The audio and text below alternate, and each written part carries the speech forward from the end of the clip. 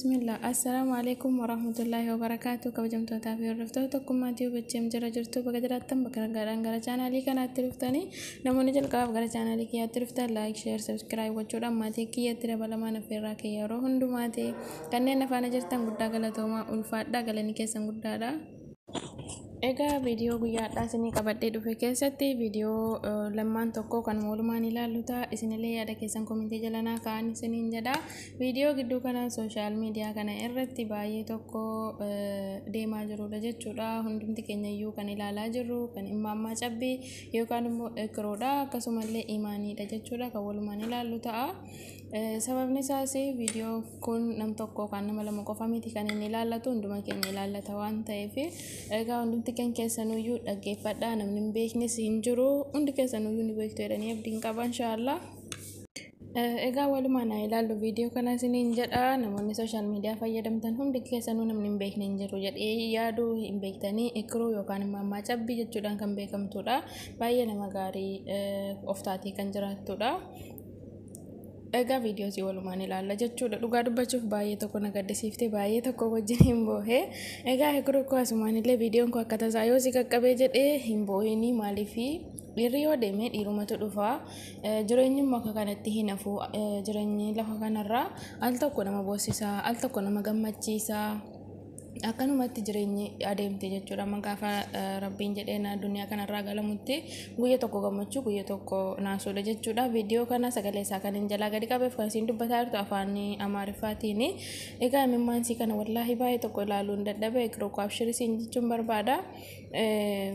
Lifaatiin waggaa 10 otoo taa'u jechuudha. Jireenyi namni abbaa manaa ofii wajjiniin jiraadha itti gale haala kanaan dhumti isaa jammarri isaa akka bareeda ture dhumti isaa akkana ta'uun baay'ee tokko nama gaddisiisa. Asirratti dhugaa dubbachuuf yookaan piraankii ta'uu danda'a jedhee namni baay'een ni shakkaa jira jechuudha. Sababni isaas quba sirrii yoo ilaaltan quba ilaalan malee quba sirrii ni jira jechuudha.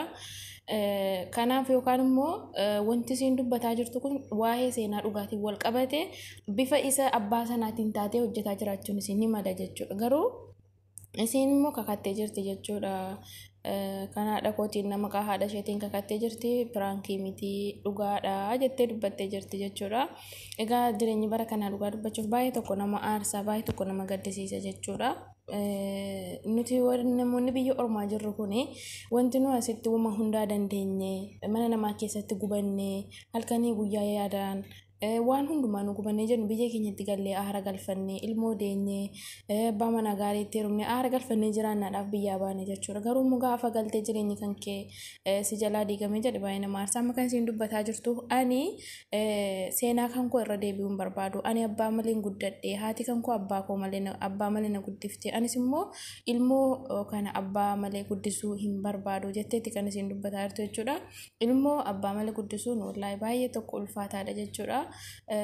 Ilmoon sun gaafa guddattee obbartee jette miirra abbaan koo itti si gaafatti.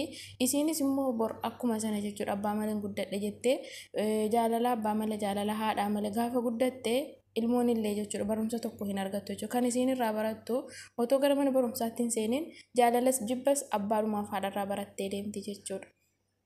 Kanaaf jireenya keessatti ilmoo gaafa waliin argatanii jedhan baay'ee tokko ulfaata jechuudha. Ammallee immoo ilmoo garaa ji'a 3 keessa jiruun haala kanaan adda adda ba'uun jira baay'ee nama gaddisiisa jechuudha. Garuu wanti ani asirratti dubbachuu barbaadu namni sooshaal miidiyaa fayyadamtan hundi keessanuyyuu kan galtanii abbaa manaa keessanii wajjiniin hojjechuu barbaadan yookaan immoo kan galtanii haadha manaa keessanii wajjin hojjechuu barbaadan jireenyi keessan dhuunfaa akka dhuunfaatti yoo ta'e baay'ee natti tola jechuudha. Gara sooshaal miidiyaa kana fidanii manna gaagarii yookaan immoo bakka irratti akkasitti boohanii maal jechuun kun maaliif jennaani namni warreen abbaa manaa gaafa walitti dhufee jedhe wal loluun hin oolu jechuudha.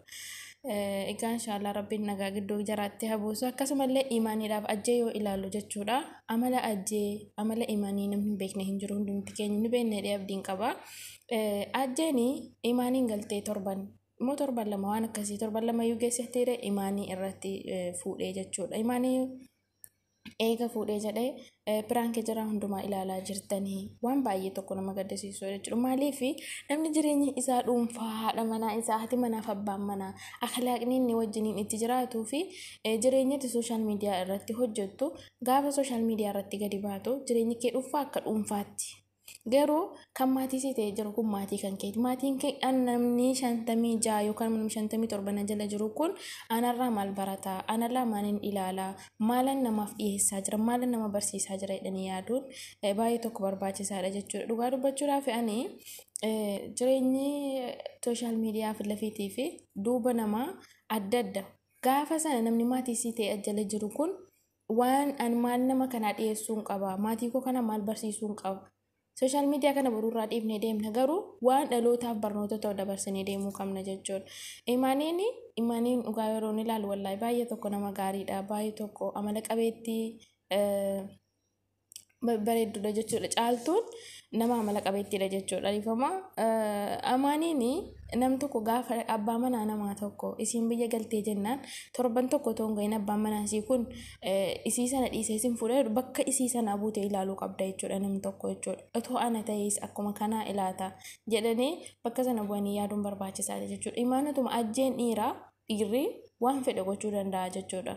Garuu isiin immoo caaltuu asabuu qabdi jechuudha. Maaliif imaaniin bakka sana buutee otoo ana ta'e yoo bakka imaanii kana otoo ana ta'e yoo jechuu qabdi turte waan kana otoo diddee dabarsite sila baay'ee namatti tola.